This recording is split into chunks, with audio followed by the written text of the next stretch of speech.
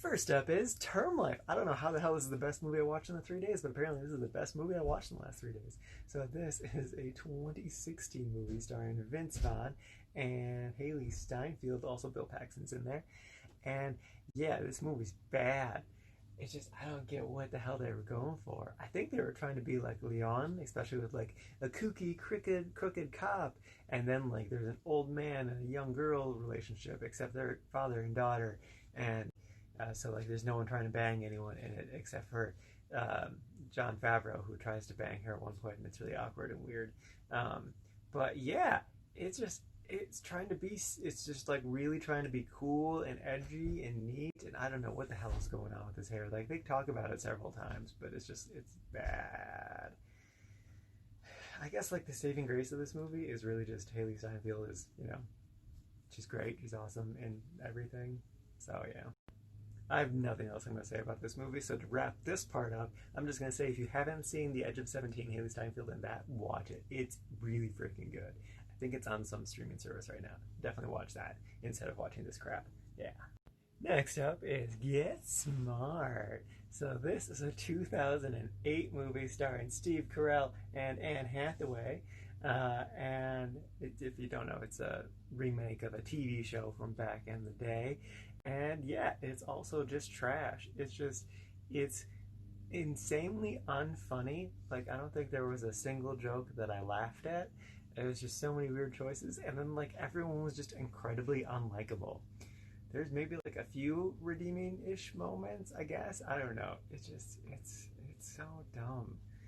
And like, I did end up putting this in the meh category too, but it's in that special part of the meh category where it's only saved because there were some attractive people in it, and the attractive person is 100% Anne Hathaway. She's like my age in it, which is crazy, and she's just ridiculously attractive. Yeah, it's just bad, so bad. Something that really stood out about this movie was how bad the CGI was. I know this is 2008, so like I can't expect amazing stuff we get today, but still, it's just like that's really bad CGI. Like the Earth isn't that hard to make a fake CGI of, and they somehow managed to make a really bad one. This movie did make a decent amount of money, and it's kind of surprising to make a sequel. But I think what really would have helped this movie is there were a bunch of sexual jokes in it that just felt weird and awkward and awful, and just like had they cut all that stuff out and made it just more like a family movie, because like the original show was like a G or PG show, like it was fun for the whole family. Like I don't get why they just didn't do that same thing here. Like it didn't need to be PG-13. There's nothing about this that needed to be PG-13. I guess they just really wanted these two to hook up, which I personally really hate because there is a 20-year age difference, and I was just kind of yelling at the TV every single time they like made them flirt. It was awful. And lastly is The Hustle. Yeah, this movie's garbage. This movie came out last year, so 2019, and again stars Anne Hathaway, my third Anne Hathaway movie. The only one I didn't talk about today was Colossal, which is actually pretty good. And then it has Rebel Wilson, as well as the other lead, or should I say main lead. Yeah, so like I saw ads and trailers for this all last year. There was even like big cardboard cutouts at my main cinema, and I was like, yeah, no way in hell I'm gonna watch this movie. But then I was like, hey, I need to watch some trashy movies, so I chose this one, and wow, it actually doesn't start off that bad. It stars two con women. That's like the whole story. It's like two con women trying to con some stuff. Um, and the first two scenes were actually pretty good, where we met them. Like she kind of catfished someone, and then she just does some other con stuff. And actually, I really liked Anne Hathaway's stuff in the beginning. And then, like, it just kind of focused on Rebel Wilson, and she is just the worst. Basically, her whole shtick the entire movie was, hey, look at me, I'm fat. Isn't it funny that I'm fat, guys? Hey, look, I'm fat. Did you guys notice that I'm fat? That's so funny that I'm fat. And it's like, okay, this wasn't funny the first 10 times. Definitely not funny the last 90 times. All right, you could stop it. And like Anne Hathaway has like some nice moments where she's like, "Oh, that was actually kind of funny. Let's play with that a little bit more." But no, that's not going to happen.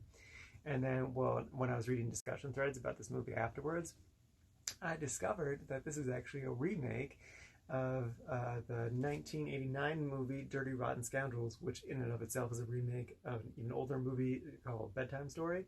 But so I like there was a scene in this movie that was pretty much a shot for shot remake of a scene from Dirty Rotten Scoundrels. So I watched that scene right after having watched this, and holy shit, even though I knew every single beat that was about to happen, it was immensely better. Like I laughed several times. I could feel the chemistry, even though I had no context for the rest of the story. Like it was like the whole like 2 minute clip that I watched was way better than this entire freaking movie. And like I was just gonna put it in meh because like it is just kind of a meh movie, but it's kind of angered me that it spoiled that movie, Dirty Rotten Scoundrels.